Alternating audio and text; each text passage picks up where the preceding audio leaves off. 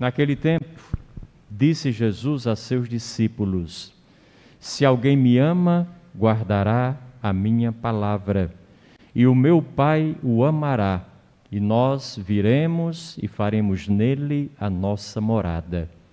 Quem não me ama, não guarda a minha palavra, e a palavra que escutais não é minha, mas do Pai que me enviou.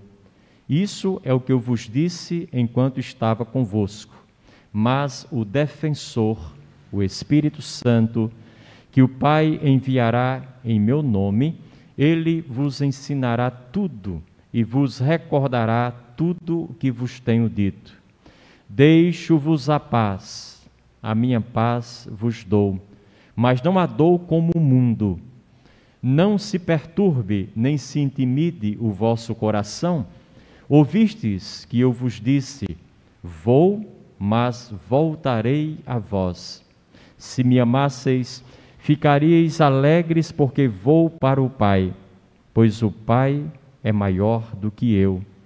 Disse-vos isto agora, antes que aconteça, para que quando acontecer, vós acrediteis. Palavra da salvação. Então, caros irmãos e irmãs, permitam-me uma breve reflexão nessa noite do sexto domingo desse período pascal.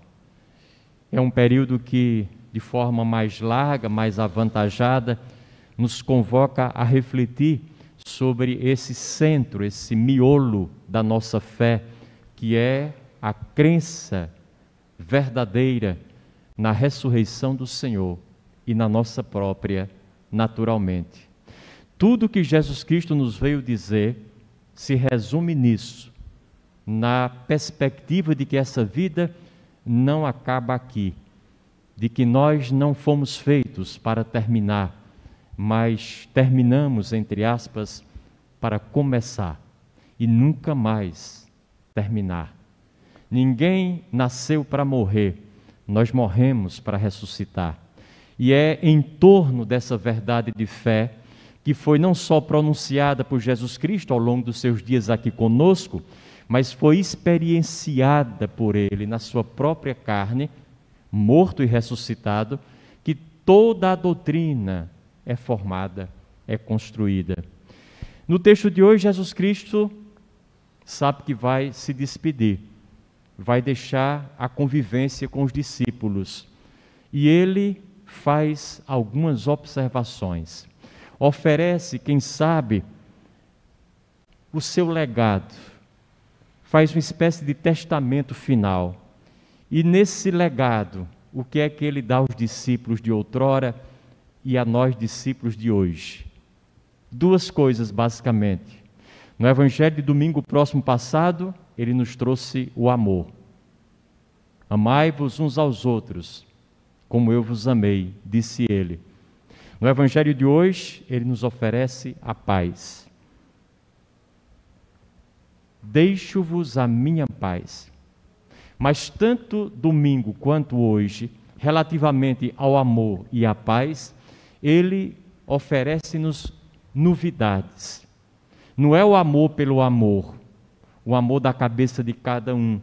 Porque se nós formos deixados a nós próprios, amamos de forma muito enviesada. O nosso amor é tudo menos amor, porque cada um ama conforme o seu interesse, muito particular, muito pessoal. E os desencontros, naturalmente, não tem como não acontecer. E é por isso que Cristo vincou o amor verdadeiro a uma perspectiva: amai-vos como eu vos amei. E aí fica fácil, a gente olha como é que Ele amou e a gente treina e pratica o amor entre a gente. E como é que Cristo nos amou? Soltando, liberando, enviando, estimulando-nos à liberdade. É o contrário do que nós fazemos, nós amamos segurando, retendo, aprisionando a pessoa amada. Jesus Cristo nos oferece um outro caminho. Em relação à paz, a mesma coisa no Evangelho de hoje. Eu vos deixo a paz, eu vos dou a minha paz. E aí ele complementa: não como o mundo a dá. não é a paz do mundo. A paz, na perspectiva de Cristo, não é ausência de conflitos, não é ausência e fuga das divergências, das dificuldades relacionais entre nós. Não é de forma alguma a inexistência de problemas de todas as ordens. Não.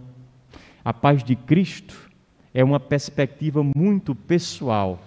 É a capacidade da gente aprender a lidar com todos os problemas, com todas as diferenças. Por quê? Porque é na diferença que a gente cresce. Nada de fugir às diferenças, nada de fugir às divergências, nada de fugir aos conflitos, porque eles são humanos. Duas pessoas que estão juntas, depois de meia hora, as dificuldades aparecem. As diferenças vão ter que surgir. E se não surgirem, alguma coisa está errada ali. Imagine se estão juntas por uma vida inteira. Algumas vezes que eu tive a oportunidade de celebrar bodas de prata ou de ouro de alguns casais, algumas poucas vezes o homem ou a mulher vem e diz: Padre Elias, olhe, graças a Deus, estamos aqui há 50 anos casados, nunca houve a menor diferença entre nós, nunca houve problema, discussão, é uma maravilha. Eu tenho uma pena tão grande desse casal. Eu digo, alguém está sujeitando alguém aqui, alguém está mandando em alguém aqui, porque basta meia hora, como nós somos diferentes, as diferenças aparecem. As diferenças para nós não são uma barreira, não são um impedimento, não são um obstáculo para o nosso crescimento, nem de longe são coisas negativas, pelo contrário, é nas diferenças que nós crescemos. Eu ofereço aquilo que eu tenho de diferente e que ninguém tem como eu, e recebo dos outros igualmente aquilo que os outros têm de diferente e que eu não tenho. E nessa troca, nessa partilha, crescem eles e cresço eu. Se não houver diferenças, não há crescimento. Um lugar onde todo mundo pensa do mesmo jeito, age do mesmo jeito, gesticula do mesmo jeito, espera e crê da mesma forma, é um lugar de marasmo. Não há avanço, não há evolução. É preciso que haja algum embate e que nós possamos administrar da melhor maneira possível esse embate, tirando proveito de cada momento, de cada etapa, de cada fase dele. E é nisso que consiste exatamente a paz que o Cristo nos quer oferecer. Então a paz, na verdade, é uma vivência pessoal de equanimidade. Uma palavra mais longa, imperturbabilidade. O que é isso? Manter-nos serenos e tranquilos, tanto no prazer quanto na dor, independentemente das circunstâncias nas quais estamos envolvidos e das pessoas com quem estamos envolvidos. Procurar não nos deixar abalar ou abater por aquilo que vem de fora e por aqueles que estão fora de nós. É uma vivência pessoal de não dependência dos acontecimentos. Haja o que houver, e há muita coisa nesse mundo de Deus, eu não me abalo. Por quê? Porque eu sei em quem eu acreditei. Eu sei quem é que me ampara. Eu sei quem é que é forte. Eu sei qual é a referência maior e absoluta da minha vida. Não são as coisas momentâneas, nem são as pessoas provisórias, como eu sou provisório. Então essa paz é fruto de uma consciência de fé. Porém, o desafio é passar para a prática. Não basta a gente falar de paz, lutar pela paz, pregar a paz. É preciso que nós sejamos pessoas apaziguadas. E isso não é fácil. Para que onde quer que eu chegue, se eu tiver paz de verdade no meu coração, chegou a paz. Ali chegou a paz. E a minha presença pode contagiar favoravelmente todo o ambiente e modificar a qualidade, o estado dele. Da mesma maneira que se eu for uma pessoa perturbada, se eu chegar num lugar, a minha perturbação pode perturbar todo o ambiente. A escolha é minha. Eu quero perturbar ou eu quero serenar, tranquilizar, acalmar, trazer esse sentimento bom de que todas as pessoas necessitam para viver bem a sua vida. Então, como apaziguar o meu coração? Essa paz de Jesus exige treinamento, exige exercício, exige um caminho e um segmento de etapas. Eu enumerei aqui 2 ou 3. A primeira, para a gente treinar a paz, aquietar o nosso corpo. O primeiro conselho é de ordem física. Ser capaz de cessar os movimentos do nosso corpo, imobilizar-nos por algum tempo, todos os dias, 5 minutinhos aqui, 10 acolá, parar, simplesmente parar, sentado, de pé, não importa, ou deitado, sem fazer absolutamente nada, só respirar. Não é uma coisa tão fácil, porque quando a gente vê uma pessoa parada num lugar, por 1 minuto sequer, vai lá, o que é que está fazendo aí parado? Vê se faz alguma coisa, menino. Tem um rodo acolá, a pia está cheia de louça, o que é que está fazendo aí? A gente não consegue ver as pessoas paradas, e nós também não conseguimos parar. Até parece que tem alguém com um revólver, ou então uma ponta de faca no nosso pescoço, dizendo, se não fizer agora você está frito. E a gente não se dá ao luxo, nem se permite o direito de parar 1 minuto sequer. Mesmo à noite, próximo a dormir, a gente continua navegando na internet, ou seja, a cabeça está a 1000, quando não o próprio corpo também. Então é preciso que a gente respeite essa ordem física, parar. Lembro-me quando eu fui fazer o primeiro curso mais longo, de 1 semana de meditação, com um lama tibetano chamado Padma Santen. E isso foi lá no interior de São Paulo, já divisa com Mato Grosso. Isso foi no Antigo Testamento ainda, no século passado. E chegando lá, me apresentei, ele me colocou lá sentado no canto e disse, padre, eu chego já aí para a gente conversar. Esse chego já, ele não chegou mais nunca. Apareceu lá pelas tantas e disse, olha, venham já. Não veio. Depois da 3ª vez, estou já chegando, mas não chegou. Depois de uma manhã inteira plantado lá esperando por ele, ele foi. Tranquilamente olhou para mim e disse, e aí, como é que foi? Eu disse, como é que foi o quê? O senhor me deixou aqui plantado e eu estou esperando, a gente não conversou ainda não. Ele disse, mas como foi essa primeira etapa? O senhor não veio aqui para aprender a meditar? Eu disse, foi. Meditar significa aquietar a mente. Ninguém consegue aquietar a mente com o corpo em movimento. E é por isso que o Senhor passou bem nesse primeiro teste. Ficou aí paradinho, ainda que não entendesse nada, mas ficou parado. Já foi alguma coisa. A cabeça já está melhor, porque o corpo não deixa os pensamentos acelerados, se ele não for à frente também acelerado. Então, essa é uma ordem importante. Para quem gosta de uma boa leitura, tem 2 livros que eu sempre aconselho. O primeiro é A Arte de Parar, do David Kuntz. É um livro maravilhoso, só sobre as consequências positivas, os benefícios, quando a gente para algum momento. E o outro é Devagar, do Cal Honoré, que é um europeu, morou algum tempo no Brasil, e encabeçou um movimento no mundo inteiro, está sobretudo espalhado pela Europa, mas já está chegando em alguns lugares aqui na América, devagar. O segundo exercício, já que nós aquietamos o corpo, agora é aquietar os pensamentos. E isso é complicado, mas o corpo quietinho já ajuda. Não é tudo, é o primeiro passo. Porque a nossa cabeça é uma máquina fabulosa de fabricar pensamentos, um atrás do outro.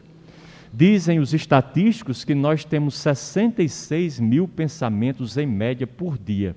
É pensamento demais. O mais trágico de tudo é que 95% desses pensamentos são repetição de ontem, de anteontem, da semana passada, de um ano atrás. A novidade é muito pequena. E por ser tão pequena, ela é atropelada pelo rolo compressor da maioria, da quase totalidade. Logo, a gente quase não cria nada de novo. Está sempre se repetindo, se reproduzindo. É mais do mesmo o tempo inteiro. Então é muito importante que a gente encontre uma forma de cessar os pensamentos, diminuí-los, porque senão a gente está perdido. É um pensamento atravessando para um lado, é outro para o outro que puxa para frente, o outro que puxa na camisa da gente para trás, e depois a gente não sabe o que fazer, como agir, porque os pensamentos não nos ajudam nesse sentido de maneira alguma. Dizia até um grande pensador que a nossa mente é como se fosse um gorila louco, embriagado, mordido por um escorpião e solto numa loja de cristais. Imagina a bagunça? Quebra tudo. Às vezes nossa mente é isso. A gente não encontrou ainda o interruptor para diminuir os pensamentos. Vivemos num tempo em que pensar virou uma doença, uma patologia, sem controle absoluto. É como aquele homem correndo num cavalo desembestado, e o colega dele na calçada vê aquele e diz: compadre, para onde é que você vai numa carreira dessa? Ele diz: sei lá, pergunta ao cavalo. Nossa mente é um cavalo desembestado. A gente não tem domínio sobre ela. Pensa tudo e mais alguma coisa. Qual é a solução? A meditação. Coisa mais simples do mundo. Já que eu estou com o corpinho parado, eu aprendi na primeira etapa, agora eu fecho os olhos, só respiro e penso numa coisa, penso nas minhas narinas, no ar que entra e no ar que sai. Durante 5 minutinhos, só isso. Ou então, eu penso no meu diafragma, no ar que está entrando no meu estômago, na minha barriga, e estou sentindo que ele está entrando e saindo, sem pensar nada, apenas concentrado aí. Ora, se eu estou concentrado nas narinas, o meu próximo pensamento são as narinas.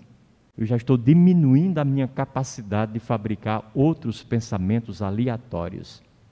E a gente começa desse jeito. Terceira etapa, aquietar nossos sentimentos e emoções.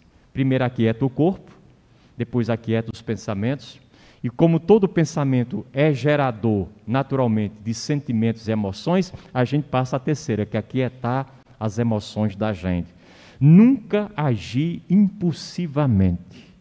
Nunca agir tomados de emoção. Sejam emoções boas, alegria, felicidade, sejam emoções negativas, tristeza, depressão, raiva, rancor. Quando a gente age deprimido, quando a gente age emocionalizado, o resultado não é bom. Não é bom. Deixemos a poeira baixar. Depois a razão vai despontar e ela é quem nos vai guiar para que a nossa ação, nossa decisão seja a mais razoável possível. E como é que a gente deixa a poeira baixar? Se aquela pessoa está provocando a gente naquele momento e a gente está com vontade imensa de pular em cima dela. Só tem uma forma. Começar a contar. De preferência contar de 500 para baixo. 500, 499, 498, só para a gente, claro. E quando chegar no 393, você errar, volta por 500. E aí a pessoa já não está mais ali lhe xingando. E você nem sabe mais por que é que está contando. Acabou o momento. Passou a ebulição do sentimento. E aí você já não reage, já não cria uma confusão, já não aumenta sofrimento ao sofrimento que não é pouco, porque ele existe. Ou então, respirar fundo. Essa é uma outra técnica. Tem uma amiga em Fortaleza, psicóloga, vez por outra ela me ligava e dizia, era muito sentimental, dizia: Elias, eu tive uma raiva tão grande essa semana que ainda hoje eu estou respirando essa raiva. Então respire mais, enquanto não passar, vá respirando fundo. Uma outra forma, para quem gosta, é cantar o hino nacional. Canta o hino nacional do começo até o fim. Se acertar e se errar, volta para o começo e canta de novo. A pessoa que lhe fez raiva já não está na sua frente. Porque, como diz o ditado popular, quando um não quer, dois não brigam. É preciso que os dois queiram. E que a gente esteja na mesma sintonia. Se eu estou numa sintonia diferente, aquele outro sai da minha frente. Eu tiro naturalmente as pessoas que estão ali me provocando. E o quarto exercício, procurar enxergar os conflitos e as adversidades, não como obstáculos, como barreiras, mas como oportunidades de crescermos na paciência, na tolerância, na bondade, na generosidade e no amor. Porque assim, os nossos maiores inimigos se tornam os nossos melhores aliados. E é preciso fazer essa alquimia, transformar palha em ouro, transformar aquilo que de princípio é negativo em algo que nos ajude, nos favoreça positivamente. Esse é um trabalho que a gente pode fazer se tiver disposição em fazê-lo. E por último, Jesus diz assim: se me amasseis, ficarias alegres, porque vou para o Pai, e o Pai é maior do que eu. Ele lança um novo olhar sobre a morte, um olhar positivo, um olhar favorável, um olhar otimista. E a pergunta que eu faço, e quero que vocês façam comigo, é: qual é a razão para que nós fiquemos alegres diante da nossa morte? Se a morte parece uma coisa tão triste, tão deprimente, tão decadente, tão aniquiladora, que razão nós temos para ter alegria diante da nossa possibilidade de morrer e da morte das pessoas a quem nós amamos? Só tem uma resposta que o próprio Cristo dá: porque nós vamos para o Pai, que é maior do que nós. Traduzindo, vamos para junto de alguém que, por ser infinitamente maior e melhor do que nós, pode nos oferecer tudo aquilo que somente Ele tem para oferecer, e que ninguém nesse mundo, por mais que nos ame, nos pode dar. Nem o pai, nem a mãe, nem a mulher, nem o esposo, nem o filho querido, nem o amigo do peito. Ninguém nos pode dar, só aquilo que Deus pode. E é por isso que nós não podemos nem devemos reter, aprisionar as pessoas amadas conosco. É por isso que a gente não deve segurar ninguém ou impedir que elas façam a sua viagem quando for a hora, quando for o tempo devido. Sofremos, é verdade, e o sofrimento é humano. Teremos saudades, é verdade, e a saudade é humana. Mas isso não nos dá o direito de segurar as pessoas. Porque se eu seguro alguém comigo indefinidamente, em nome de um suposto amor que tenho por esse alguém, eu estou privando essa pessoa de um amor maior de quem é maior do que ela e do que eu. Só Deus é capaz de nos dar esse amor que nós merecemos e que nos foi prometido desde o princípio, quando viemos aqui. Segurar as pessoas não é justo nem para elas, nem para nós. O mais justo é dizer assim: olha, se dependesse de mim, do meu egoísmo, da minha vontade, eu não soltaria você de jeito nenhum. Você ficaria comigo o resto dos meus dias. Mas quem sou eu, pelo amor de Deus? Eu não sou nada, não sou ninguém. Não foi eu quem lhe fiz, não foi eu quem lhe trouxe aqui. Foi um sopro de vida muito maior do que eu, muito maior do que você. E é para esse sopro de vida que nós chamamos Deus, que agora você volta. Volta para realizar o seu destino, para cumprir plenamente a sua tarefa e para ser feliz. Então, meu amigo, minha amiga, meu marido, minha mulher, meu filho, meu pai, façam a viagem de vocês. Sejam o mais felizes que vocês possam diante do Criador, que lhes pode dar felicidade. E de lá, se puderem, olhem por nós, que ainda estamos por um momento aqui na terra. Até o dia em que possamos todos, numa grande festa, encontrar-nos lá também, para experimentar por nossa vez essa felicidade que você agora já o faz. Que Deus nos ajude para que esse legado que Ele nos deixa com a sua partida não seja em vão. Louvado seja o nosso Senhor Jesus Cristo.